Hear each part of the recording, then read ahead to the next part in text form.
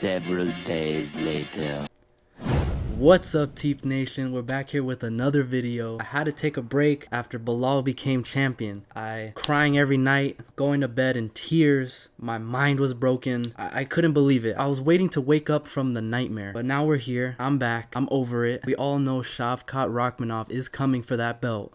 So that puts me at ease a bit. But here we go. Today, I have a special one. Today, Teep Kick is going to be Mystic Teep, because we are predicting every champion by the end of 2025 right here for you today. So stick around. We're going to go through every division one by one, and there might be a few surprises in here. So go down in the comments right now and let me know what you guys think was right, wrong, and if you think a prediction is wrong, go ahead and tell me who you think will be the champion for that division. So let's get right into it. Let's start with the woman weight classes. You know we're going to get these out of the way as quick as possible. We're looking at strawweight first. Zhang Weili is going to be the champion unless she retires, unless my glorious Queen Rose comes back. You already know I'm going for her always, my favorite female fighter of all time. She may have a chance. She's knocked Weili out. She's beat her by decision.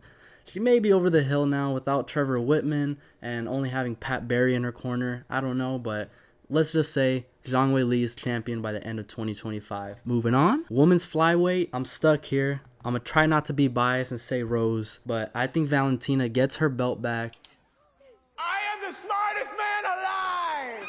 Stays maybe a bit inactive or fights one of these lower rated fighters that I don't think can beat her. If we look at the division here, Casey O'Neill's not winning. All 15 through 11 may not win at all. Karine Silva's not winning. Amanda Ribas is not winning. Jessica Andrade is washed with no chin anymore. Rose may have a chance, but I don't like that she's smaller compared to Valentina, and Valentina has a lot more power and quickness at this weight class. If you are on the Macy Barber hype train in 2024, I don't know what to tell you, brother. We're moving on. Manon Fiorot, that's a great shout. I put her second, but I think Valentina would take her down and submit her. Overall, Valentina is too well-rounded and I think beats all of these people. Finally, we have women's bantamweight division.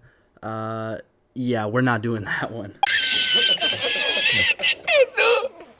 If you are watching this, I don't know what to tell you, brother. Go outside, touch some grass, go have fun with your friends. Don't subject yourself to this pathetic division. Here we go with the first men's division, starting with flyweight. Alexander Pantoja is currently the champion.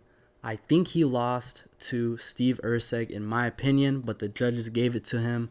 And now Erceg just got knocked out. So I'm left here confused, heartbroken, and don't know what to think, because Steve Erceg should have won against Kai Kara France, but unfortunately left his hands down and got chin checked.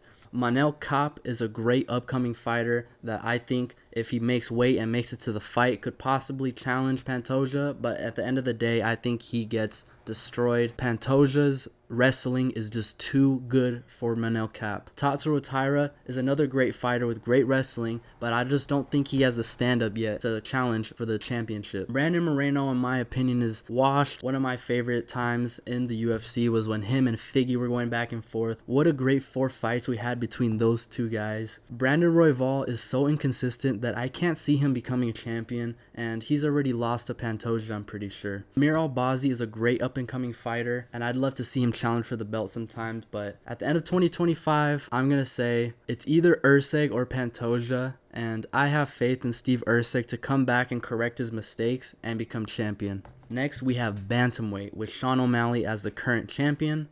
Number 1 is Merab Dvalishvili. Let's see if Sean O'Malley can overcome that Georgian machine of a man that won't stop wrestling and won't stop pressuring you the whole time. Let's just say that Merab becomes champion. If Merab becomes champion, I think by the end of 2025, we'll see Umar Nurmagomedov become champion of the division. I think he has greater striking than Merab, and he has the wrestling to challenge Merab. I'm going to lean towards Merab winning just by, outpacing Sean. That chin of his is crazy. He has insane recovery. So I'm going to go ahead and say Umar Nurmagomedov is going to be champion by the end of 2025. Now we move on to featherweight, which is my favorite division in the whole UFC. Because if you look at these fighters, they're all so exciting. And now we have Aljamain in the mix, who I'd love to see him lose against all these guys. So hopefully it happens. I'm going to just say it. Ilia Topuria will be champion at the end of 2025. There is no debate. There is no controversy. This man is the complete package. He has the striking, the wrestling, the jiu-jitsu, the mentality, and he's so confident right now. He's just peaking in confidence. So after just taking out Volkanovski, one of the greatest featherweights of all time, I'm gonna give a hot take here and say he knocks out Max Holloway. Granted, I think it'll be a TKO, but he will knock out Max Holloway in their fight this year and continue to be champion all throughout 2025, because if Volk and Max cannot knock him out, nobody is beating this guy. Next is lightweight, and let's be honest, Islam is going crazy right now. He is just beating all of these contenders, and even the older generation like Dustin Poirier and Charles Oliveira. To this day, I still want to see Michael Chandler fight him because of his first round explosiveness and ability to stop takedowns. I think his wrestling could actually combat Islam, and that power, we could see Islam get knocked out by Michael Chandler. So I would love to see that fight before either of them retire or someone loses the belt. Saryukian is very good, and I think he's the only one besides Charles Oliveira that can challenge Islam at this point. Islam does have a win over him, but I think Islam's confidence is just growing so much. And if he doesn't move up and try to just become welterweight or middleweight champion, which I don't think he can do, then I believe Islam will be champion at the end of 2025. Next is welterweight, one of the most boring divisions right now, unfortunately. I don't miss the Usman era because I don't like Usman, but at least he was more active and fighting these guys and getting finishes in some of his fights. I do not think Bumlal is going to hold that belt for a long time. I think someone like Shavkat or Jack Della Maddalena are going to come around and beat Bilal or whoever's champion at that time. Shavkat Rakhmonov will be champion by the end of 2025, as he has the wrestling, the chin, the jiu-jitsu, and has all finishes in his career. So I think he is just a force to be reckoned with right now in the welterweight division. He's so tall and long for the weight class. What do you mean by that? That I don't think anybody really beats him besides maybe Jack, who can challenge him in the stand-up. But even at that point, if Jack cannot stop the takedowns, he's going to get submitted. Next, we have middleweight with Dricus as the champion. Who would have thought if I told you 2 years ago that Dricus would be champion right now? None of you. I just rewatched the Duplessis and Strickland fight, and I gotta say, I'd probably lean with Dricus winning that fight, although at first I thought Strickland won. I would love to see them run it back because that was a great fight and it was super close. Now the thing is... So here's the thing, you guys. I'm gonna speak straight with you.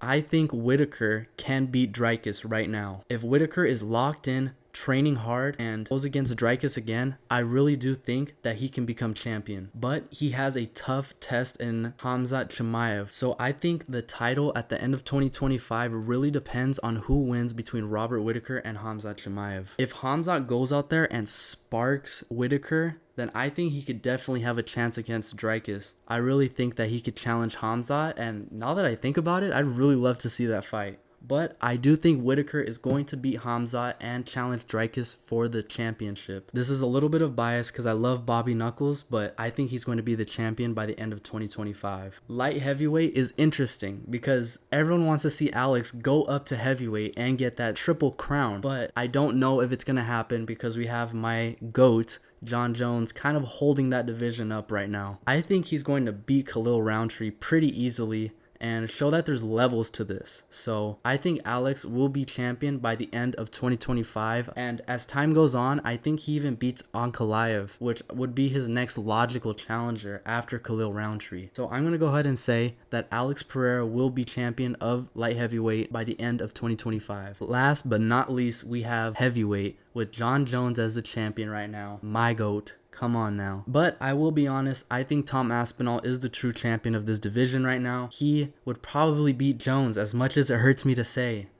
Actually, I'm going to cut that out. That's not true. That's not true.